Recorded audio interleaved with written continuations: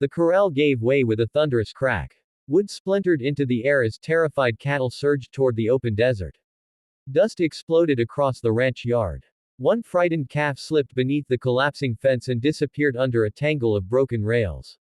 Nathan Cole dropped the rope in his hands and ran. Wind howled across the canyon. Another section of fence groaned. The calf kicked wildly, trapped beneath the wreckage. Easy now, Nathan said through clenched teeth. The animal cried out. Nathan shoved his shoulder beneath a heavy timber and lifted. Every muscle in his body strained. Sand blasted his face. The storm roared around him. For a moment, neither the timber nor the calf moved. Then the beam shifted. The calf scrambled free and bolted toward the herd. Nathan stumbled backward into the dirt as another gust swept across the ranch. Above him, the sky churned brown with dust. Below him stretched miles of lonely desert. No voices. No laughter. No family waiting inside the ranch house. Only silence. The old storyteller poked at the campfire with a stick. They say the desert remembers every footprint, he said. And if that's true, then it remembered Nathan Cole better than any living soul. The storm finally passed. Days later, the Arizona sun returned with its merciless heat. Nathan rode the property line alone. Red cliffs towered in the distance. Dry riverbeds cut through the earth like scars. Buzzards circled high above the canyons. His ranch sat far from town. Most men hated such isolation. Nathan seemed accustomed to it. When supplies ran low, he rode into town. The dusty main road stretched between weathered buildings. Horses stood tied outside storefronts. Piano music drifted faintly from the saloon. As Nathan crossed the street, a wagon wheel suddenly snapped. A frightened mule reared. A young settler stumbled directly into its path. People shouted warnings. Nathan moved first. He grabbed the mule's reins and pulled hard. The animal fought violently. Hooves struck the dirt inches from the settler's head. Finally the mule settled. The shaken man stared up at Nathan. You saved me. Nathan handed back the reins. Just watch your footing. Nothing more. No speech. No reward. He simply continued down the street. That was Nathan Cole. A man most people noticed only after he had already helped them. Late that afternoon, a distant rumble echoed through town. Heads turned. Store owners stepped onto wooden porches. The sheriff narrowed his eyes toward the horizon. A stagecoach approached through a cloud of dust. Not an ordinary coach. Its polished sides gleamed beneath the sunlight. Its horses were magnificent. The entire town watched it roll to a stop.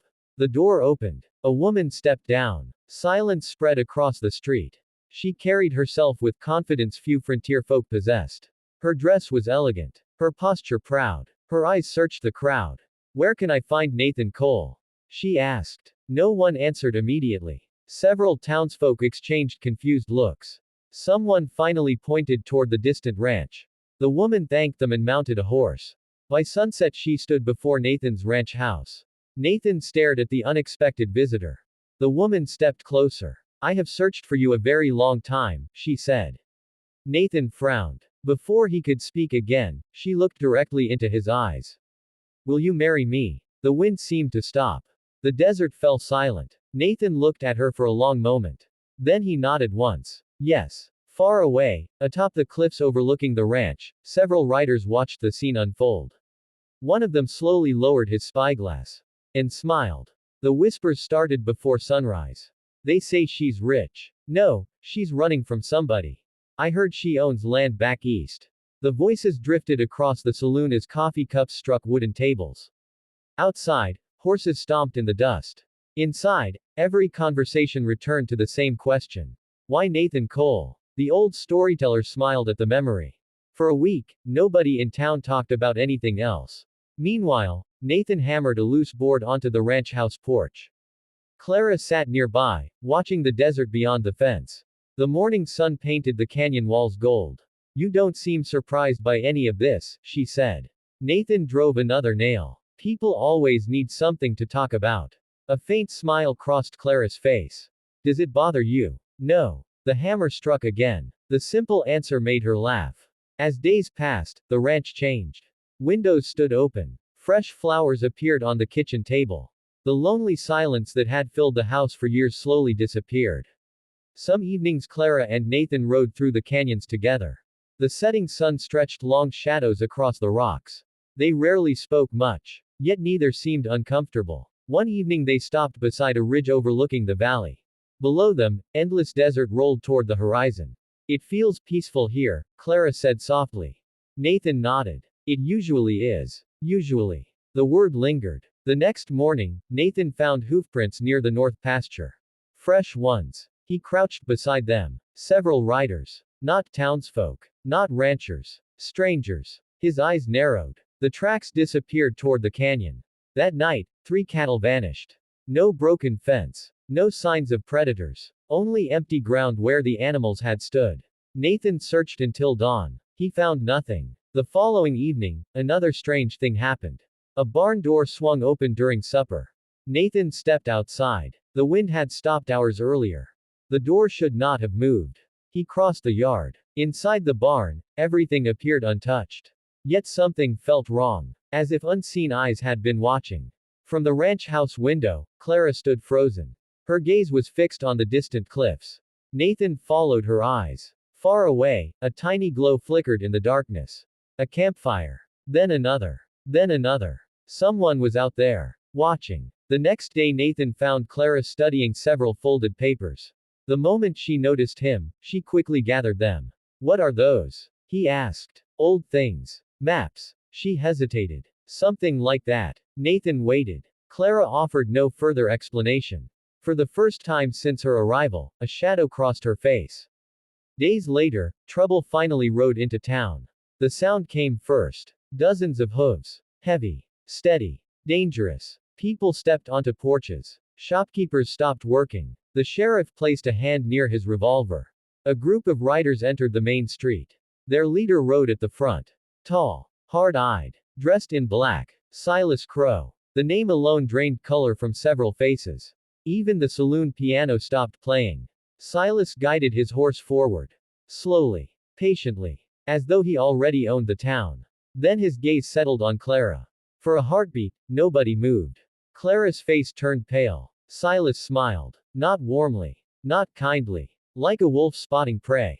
The smile never reached his eyes. Nathan saw it all. The fear. The recognition. The silence between them. That night, long after darkness covered the desert, Nathan stepped outside the ranch house. A distant voice drifted through the still air. He moved closer to the barn. Closer to the shadows. And then he heard Silas Crow speak. I've spent 10 years looking for her. Nathan froze. The night suddenly felt much colder. And somewhere beyond the canyon, a coyote began to howl. Morning sunlight spilled across the ranch house, but neither of them sat down. Nathan stood near the doorway. Clara stood beside the kitchen table, her hands gripping its edge. Nathan looked directly at her. I heard him say he'd been looking for you for 10 years. Silence filled the room. Outside, wind brushed against the porch. Clara lowered her eyes. For several long moments, she said nothing. Then she reached into a drawer and placed a worn photograph on the table. Nathan looked down. Several men stood together beside horses. One face immediately stood out. Silas Crow. You deserve the truth, Clara said quietly. Nathan remained silent. Years seemed to pass across Clara's face. Finally she spoke. I worked with federal marshals. Nathan's eyes narrowed. Clara nodded. I helped them get inside Silas Crow's gang. The room felt smaller. He trusted me, she continued. He believed I belonged to them. Her voice grew heavier. I carried messages. Learned names. Found hideouts. Nathan listened. The marshals used everything I gave them. Outside, a screen door rattled softly. The gang fell apart. Men were arrested. Some were killed. She swallowed hard. Silas escaped. Nathan looked toward the window. Far beyond the ranch, the desert stretched endlessly beneath the sun. And he's been hunting you ever since. Yes. The single word barely escaped her lips. Nathan remained quiet. At last Clara stepped closer. That's not the only reason I came. Nathan looked at her. Years of fear vanished from her eyes for the first time. I met you before. Nathan frowned. Clara smiled sadly. A stagecoach crossing Black Rock Pass. The memory stirred somewhere deep inside him. Bandits attacked. Now Nathan remembered. Gunfire. Screaming horses. Terrified families. I was there. You saved us. Clara's eyes glistened. You fought them alone. Nathan looked away. It wasn't important. It was to me. The words hung in the air. When it was over, you rode away before anyone learned your name. She smiled. I never forgot your face. For a moment, neither spoke. Then a gunshot shattered the morning. Both rushed outside. A rider thundered toward town. Dust exploded behind his horse. The man nearly fell from the saddle as he reached the main street. It's Crow. He shouted. Panic swept through town. Nathan and Clara arrived as frightened citizens gathered outside the sheriff's office. The sheriff was gone. His badge lay in the dirt. A rancher pointed toward the jail. They took him. Fear spread like wildfire. Another rider arrived. Silas and his gang have taken over the town. Storefronts slammed shut. Windows locked. People hurried indoors. Then came the message. A folded note pinned to the sheriff's office door. Nathan pulled it free. The words were simple. Send Clara Whitmore. Or the town suffers. The old storyteller stirred the fire. That's when the legend woke up. That evening, darkness settled over the ranch. Nathan entered the house without speaking. Clara followed. He crossed to a corner rarely touched. An old wooden chest sat beneath a blanket of dust. Slowly, Nathan opened it. Inside rested 2 revolvers, a worn gun belt, a faded marshal's badge. Clara stared. Nathan lifted the badge into the lantern light. The metal gleamed. Not Nathan Cole. Not the lonely rancher. Another name was engraved beneath the dust. Elijah Kane. The lawman whose stories were told from Texas to Arizona. The man many believed had died years ago. Clara looked up in shock. Nathan fastened the gun belt around his waist. The leather fit perfectly. As though it had been waiting for him. Outside, thunder rolled across the distant canyon. And the legend returned.